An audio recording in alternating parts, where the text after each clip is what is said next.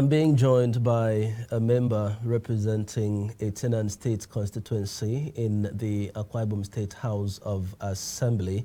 His name is Barrister Anefok Dennis. So good to have you, the Badiba. Thank you, my brother. Good morning, viewers. Well, it's so good to have you on the show, and I'm very sure that Nigerians are excited to see you.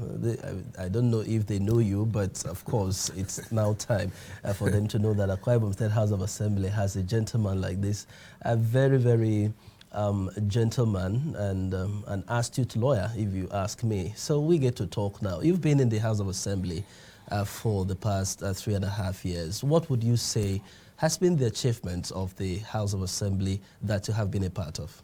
Let me start by reintroducing myself.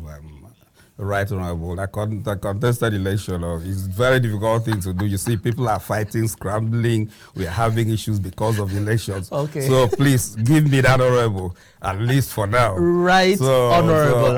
Nigerians, let me reintroduce the gentleman in the studio. Right Honorable. As you have seen, that even in this primary selection, you know how difficult it is. It is. For somebody to scramble, have a ticket, contest in the general election. So, my guest, please. Contested first term, contested second term, and here I am. I'm Right Honorable Barrister Anefok Dennis, and I represent the wonderful people of 18 State constituency in the Akha Ibom State House of Assembly. I'm the deputy leader of the House. I'm also the chairman House Committee on Information, as I speak for the House. Whenever you see me, you see the House. Oh my God. So now it's good enough that you are the House. So I'm going to ask quite a number of questions that I would be asking. That's why I'm here. That's why I'm here. So now, you don't ask the Speaker, you ask me. Because the Speaker has so much to do. He's concentrating on so many things, and that's why I'm the chairman of that committee. So everything that happens in the House, Dennis, Chairman House Committee on Information, what is going on? What are you guys doing about it? That's my duty. Good. So that is what I'm asking you now. For the past 3.5 years or so, the House of Assembly has been doing tremendous things. But it is one thing for the House of Assembly to do things that are very wonderful. It's another thing for the public to be even aware of what the House is doing. So if the House doesn't tell the public what they're doing, nobody's going to know about it. So now that you're here, would you take us through the journey of the past 3.5 years? I will, but let me say this. As a member representing each of us, we are 26 members, and we represent our people. Our constituents, they know us. Because right now, I'm just from 18 and I went there to have my haircut.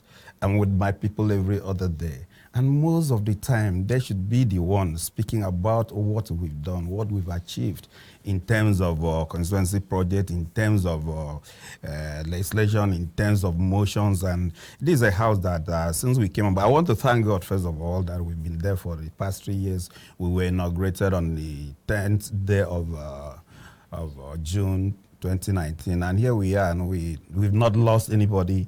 And you know that period we had pandemic in 2020 and all that, but that did not impede in terms of our duties. We've always been working around the clock. We have like 68 motions, people-oriented motions, and now we have about 82 bills, and most of them that have been assented to by His Excellency. And we are very proud because it's not just about the bills, but they have to be people-oriented. I can name those bills that I thank God that I was part and parcel of the House that passed it. A bill like a law, because it's now a law. The same was assented to by His Excellency, the Governor. Yes, the governor. So the recent one is the Administration of Criminal Justice law. Is now a law because it has been assented to.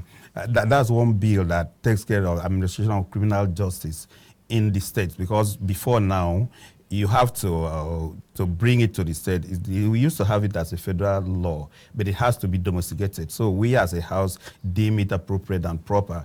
So now brought it to the House as a bill, and same has been domesticated, and His Excellency assented to it. This is one of the laws I'm very, very excited when it comes to what we've done and what our people will say, because it goes a long way to expedite action when it has to do with criminal trials. You know, before now, in a criminal case, you can stay in court for like number of years and nothing is happening, and 73% of those in prison custody, we don't want to call it prison again. Yes, correctional facilities. Correctional facilities. You realize that 70% of them are those awaiting trials. It's because it's because of lack of speedy trials. But now the law is there on ground that says, look here, adjournment has to be within 14 days.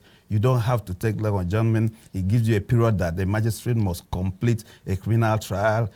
And it goes a long way to help us checkmate the impunity on the part of the police. I'm sorry to use that word, or excesses. Let me use the word excesses. Yeah, on the or part professionalism. Yes. Because you realize that if, assuming, not considering that I don't want to use you. Is a criminal and purportedly committed an offense. The police will just come to the house, will arrest the mother, will arrest the father in lieu of the suspect. So the law now, as far as we are concerned, Section 7 of that law says you can't arrest anybody in lieu of suspecting that they committed a crime. You go after the person. But Barrister, sometimes when those people are arrested, it is with a view to, mounting pressure on the society to bring about... That is unacceptable. It's not acceptable. Okay, you, as you're sitting here with me, assuming your brother is somewhere, and maybe there's a gunshot and it's running from where he is and they're looking for him, and maybe he travels to some other place and the police are there waiting for you. Once you step out from here, you're arrested.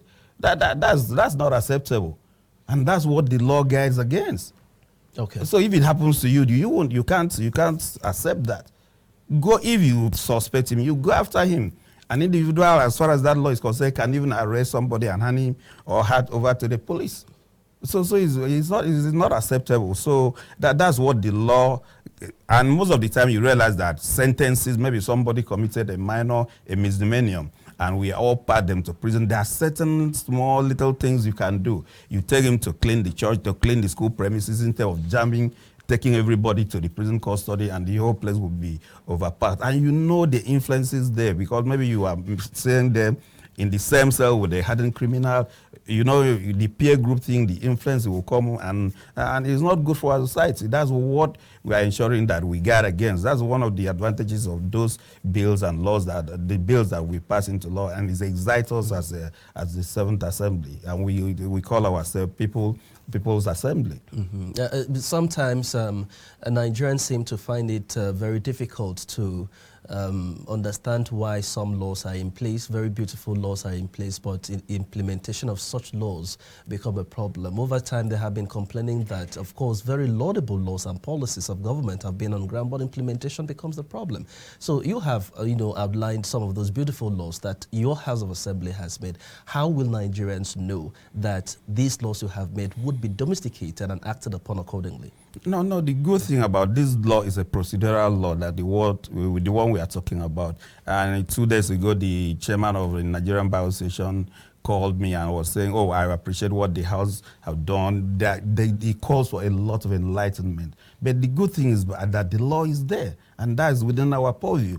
We've done our own. We have the police, we have the executive, we have customs, we have those other bodies that have to do their own jobs too. So we urge them to ensure that they implement those laws that we've made.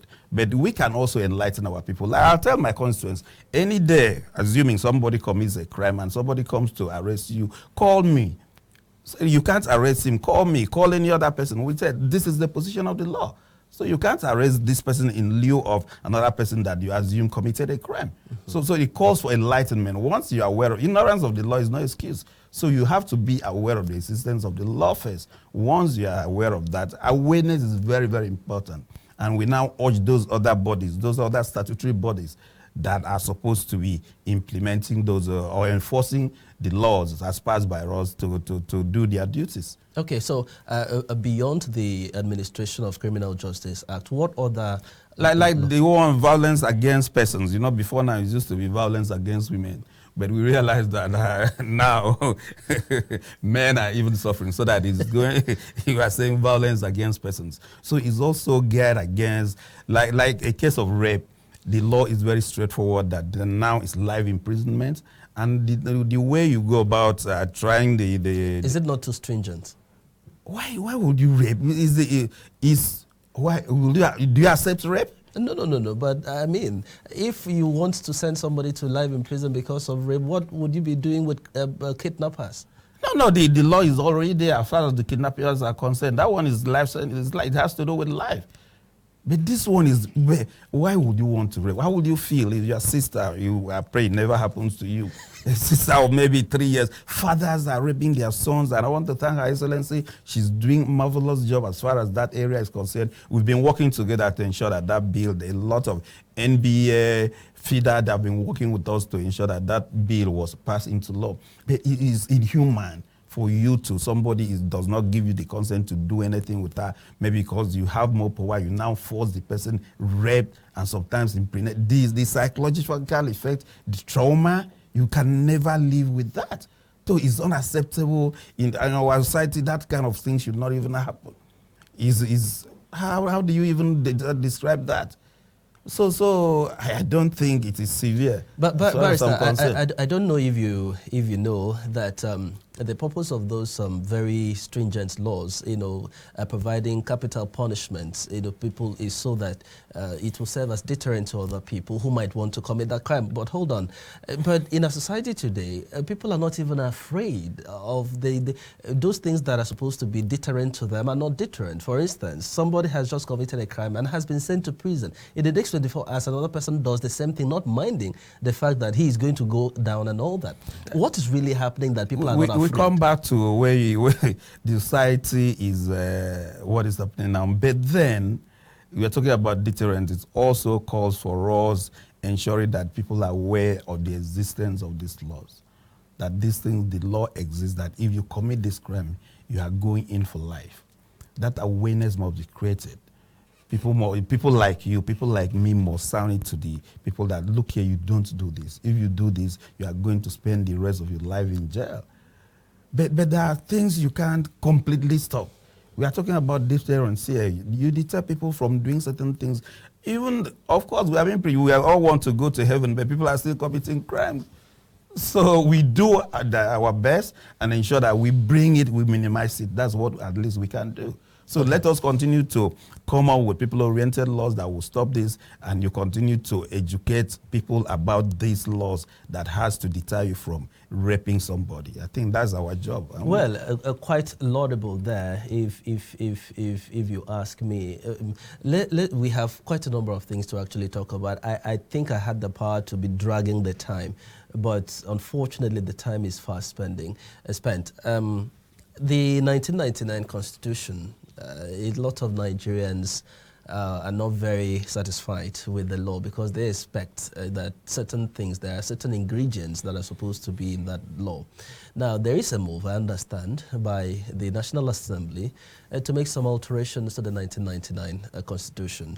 Can you say anything about that? Yes, interestingly, we are in receipt of the letter from the National Assembly, from the clerk of the National Assembly. You know, Section 9, Sub 1 of the 1999 Constitution, as amended, gives the National Assembly the powers to alter, tries to amend the Constitution. Now, this is the 5th amendment that we are talking about. And the law, Section 9, Sub 2, also provides to the effect that 2/3 majority of the states House of Assembly must gives approval. So a letter has been sent to us. The bills, we have about, I think the bill has to do with about 44 sections, laws that has to be amended. And we're in receipt of it. And when that was read on the floor of the House by the Right Honourable Speaker, Ekan Bassi, and a committee was set up. The committee is headed by Right Honourable Dokiri, and I happen to be the secretary of the committee, interestingly. And we've set up the committee, a 7-man committee with other members, especially we have about 3 or 4 lawyers in the committee. And we had our inaugural, we have like 4 meetings, and we are going to have a public hearing. We won't just take the decision by ourselves. A lot of areas like the autonomy of the local government, like the autonomy of the judiciary, they're all there, like moving airports from the exclusive list to maybe the concurrent list, so that we can have a say with what His Excellency is doing as far as the airport here is concerned. So they want to give the state, and I think when we look at it, we now determine whether we're going to give it. As far as we are concerned, it's going to be What would be the beneficial. implication of that movement? That is, if it's moved from that list to another No, list. you can control your airport. There are certain things you can do. But we're here in our airport, we are here, but federal government, you are paying taxes to them. You are doing so many things. There are things you can't do without them. but so we can run our airport. So they are now saying go to that. And another one is the very great one that we look at as far as that is concerned is the transmission of electricity, the powers. So we want to say that, we have our power plant and we have all that. Electricity will no longer be our problem because we can transmit, we can do all those things that we want to do without waiting for the federal government to give you the approval, which most of the times are not coming. So you realize that those things are good. Like when you mention correctional centers, we have to there's no need somebody staying there and controlling prisons where you don't even know the numbers, where you are not even feeding them. It is the state government that is providing for those things. That will be taken out and given to the states. So a lot of them, when it comes to judiciary, they should be given their money, they should be paid, they should be in charge of their finances. So all those ones are coming in, and we are going to sit down as a house and look at it. Then we are going to bring it to the public. We are going to have a public hearing. So we are going to ensure that people like you are involved, CLOs are involved. We have senior advocates of Nigeria in Akha Ibom. Many of them lawyers will be involved, NBA and FIDA. All the good traditional rulers will be involved so that we bring it before the people and say we need their input. So what do we do? How do we go about this before we now give those approvals? Our people must be aware of what they are going to amend because it concerns them. So we are going to take that to the public. We are going to fix the public hearing. And I hope before then I will come back and tell people this what we have before us, and we expect your input. We want Algon to come out. We want Nolge to come out and talk about the local government autonomy. Do you want it or don't you want it? As a house, we have to talk about our autonomy. Do we want it or don't we want it? Is there any local government person who wouldn't want autonomy of the local government? I wouldn't know. They'll come and tell us. So that's what we are working on. That we don't, it's not because they elected us, we represent them, but most of the time we have to go back. That's as a house. It's our policy. It's even entrenched in our other rules that we have to have a public hearing whereby people will come and air their views. We listen to professionals. We listen to experts. If our bill has to do with health, we want to invite the doctors, we want to invite the nurses, we want their inputs before we take a decision which is going to affect not just us, but our citizenry. Okay. Most times, the issue of public hearing, is it going to be an academic exercise? Because sometimes people feel that even when they attend such public hearings, their inputs are not taken into consideration. No. What most of the time we have public hearing, like appropriation. When we had a public hearing and CLOs, they came and suggested like scholarship should be there that we should provide, and we provided. It wasn't provided. We didn't have it when it came in, but the areas that we down because of what we heard from our people, we included that. So there's no way you will tell me, I've been involved. I'm a member of the Committee on Appropriation. We've been looking at it. Like this, the bill that has just been ascended to, we had experts, we have legal practitioners who were all there because it's more or less a procedural law. It has to do with the lawyers, but who are being tried most of the time, that are the citizens. So we need their input. It's not academic exercise. I'll disagree with you. No, it wasn't from me. It was complaints from people that are really cool to you. Barrister, you see... But this one, we are going to take a look at it, and whatever input comes in, we take into consideration. Okay. I can assure you. Yes, and I will hold you by your word. When you come back, I'm going to ask you. In fact, I will personally...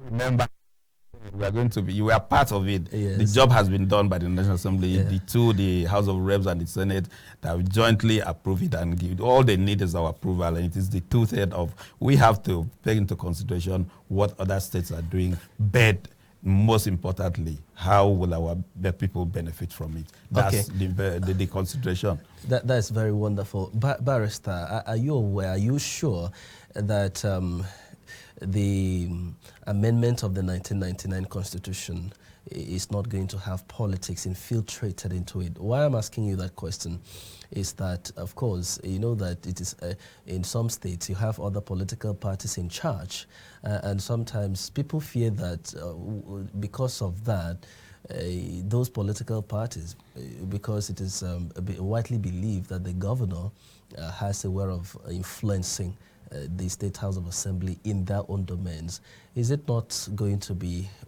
such that the governor will influence what the House of Assembly members do to the laws that he is not comfortable with or his party is not comfortable? It's just a fear. So I want to just receive an assurance that it is going to be done so professionally as possible. I don't know if the governor is even aware of the fact we're in receipt of this document.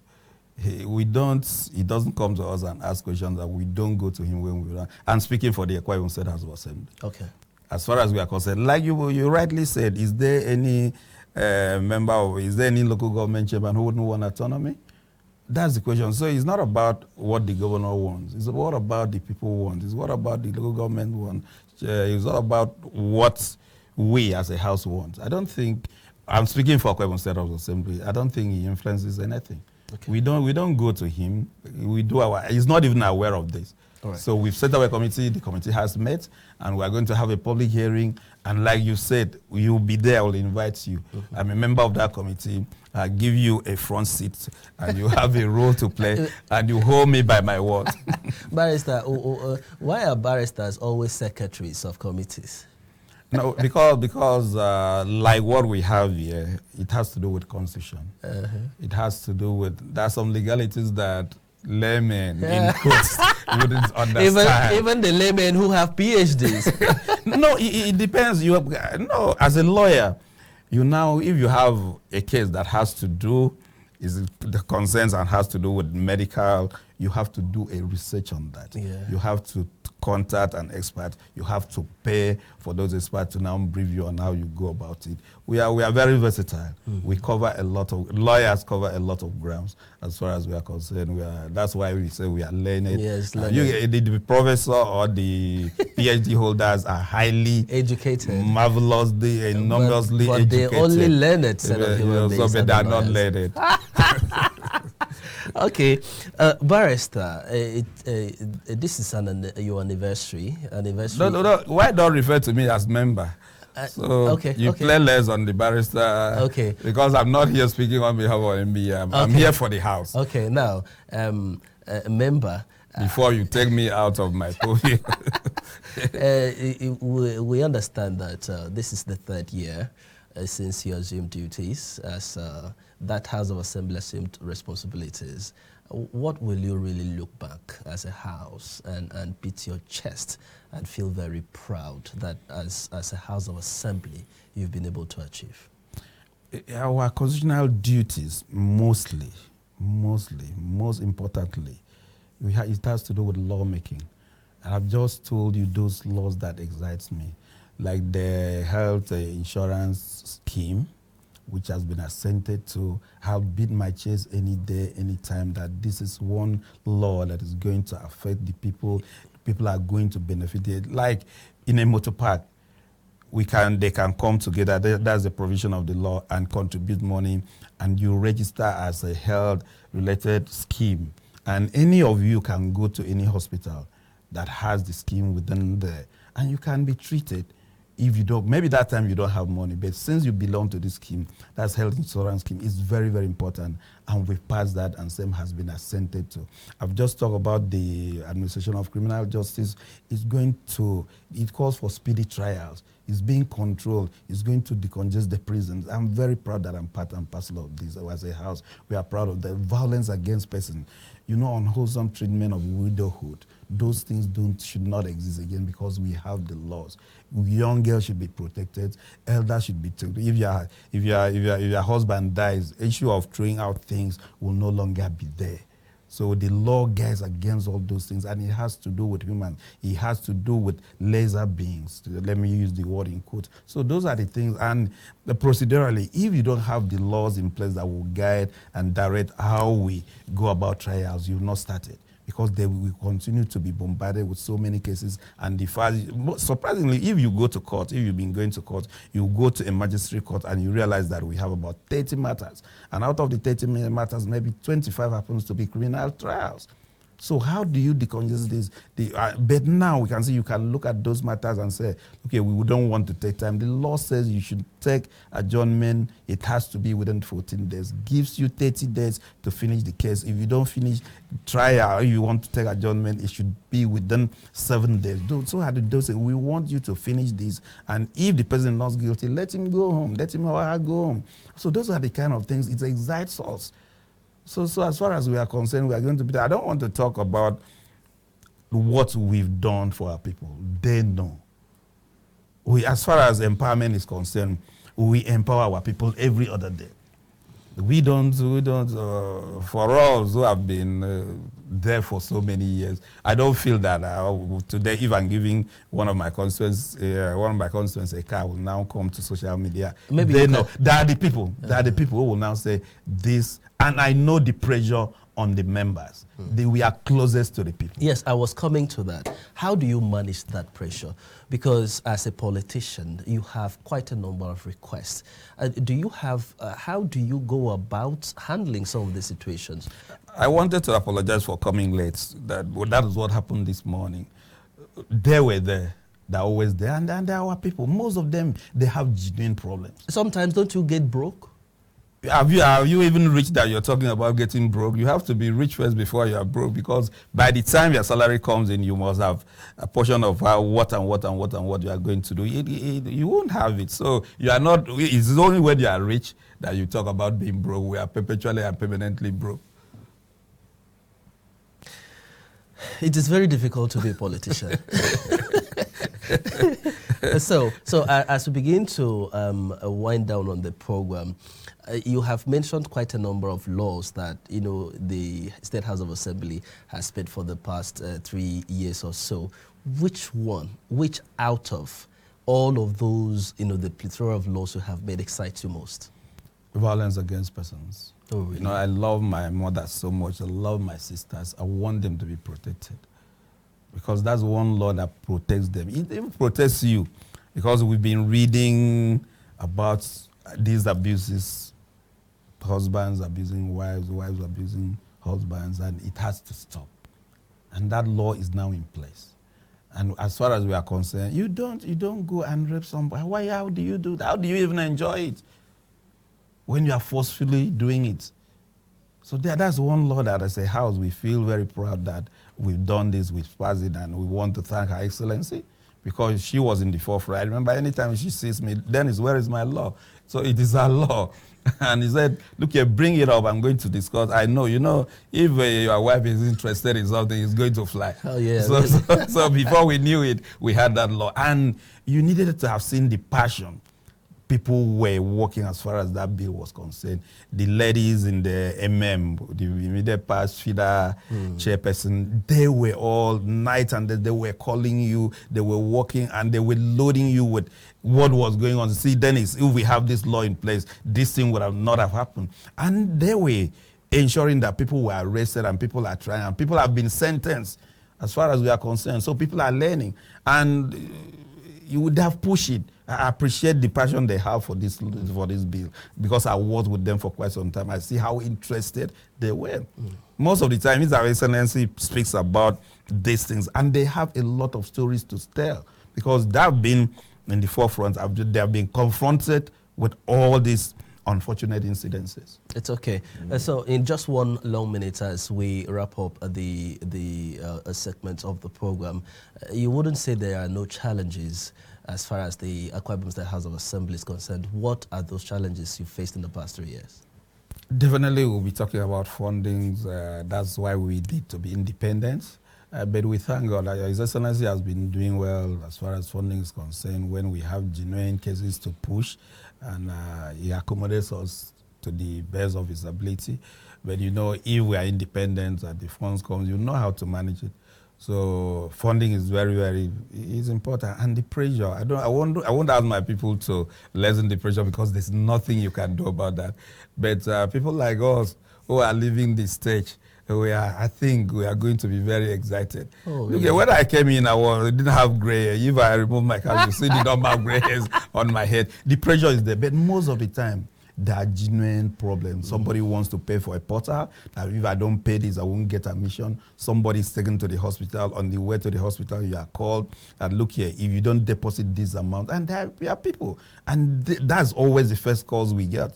So we have to do this. I wish the money was there, but we've been doing our best, and it is for our people to say thank you. And let me seize this moment to thank God for what he has done for us as a house. We've been there intact, and I don't want to delve into politics, whether people are returning or not. That's not within my purview, and I wouldn't want to speak about it.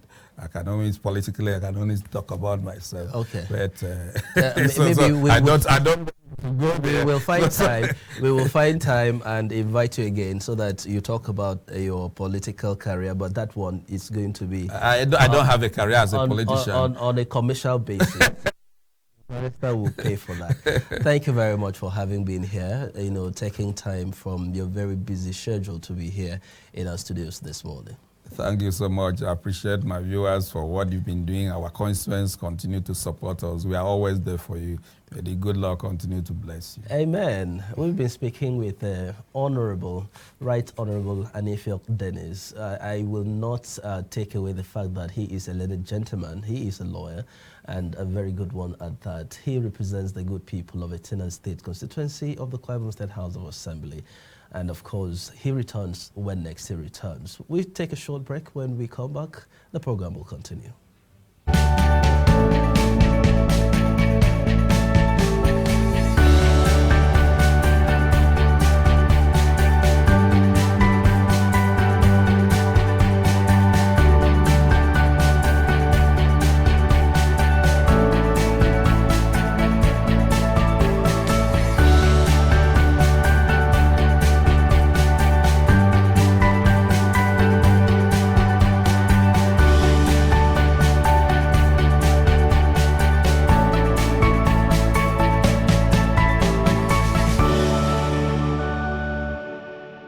The reason why I'm here, if I go to Plaza now, I will not see a particular place that will be, they don't say there is no chance there. Then I will say them provide a place whereby you can occupy like 200-300 traders, then it can be okay. But there are not up to 50-70 people everywhere have occupied. I should say someone like me, let me make it personal. Someone like me, I don't have the money to get a shop. And precisely, since I was done with secondary school, I don't have a money of my own to further education. So I decided to venture into little business instead of being a havoc to society. The reason is because we are still here wrong. So telling us to move will not be as easy as they think. But gradually, we still move. As we are selling something along the road, not that it's easy for us.